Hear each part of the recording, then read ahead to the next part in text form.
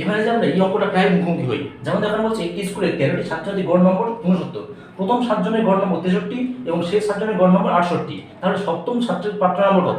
এইটা অঙ্ক করার সময় খুব সহজে করবো আমরা। প্রথম 7 জনের গড় কত বলে দেওয়া ছিল? প্রথম 7 জনের গড় বলে দেওয়া ছিল এখানে 63, শেষ 7 জনের গড় কত বলে দেওয়া ছিল? শেষ 7 জনের গড় বলে দেওয়া ছিল এখানে 68, আর টোটাল ছাত্রছাত্রী গড় কত বলে দেওয়া ছিল? 69।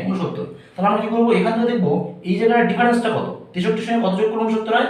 6। তাহলে 6 ইন্টু কতজন ছাত্রছাত্রী ছিল? 7, 6 7 42, এটা বিয়োগ করতে হবে।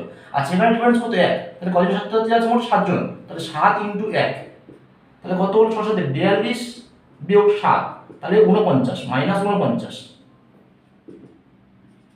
এই যে মাইনাস 49 হলো, টোটাল এভারেজ বয়স কত ছিল? 69। এই 69 এর সঙ্গে কত বিয়োগ করব? 69 থেকে 49 বিয়োগ করব। বিয়োগ করলে হবে 0, 4 2 দিলে। তাহলে প্রত্যেকের সপ্তম ছাত্রছাত্রী যার কথা জানতে চাওয়া হয়েছে তার বয়স কত ছিল? 20।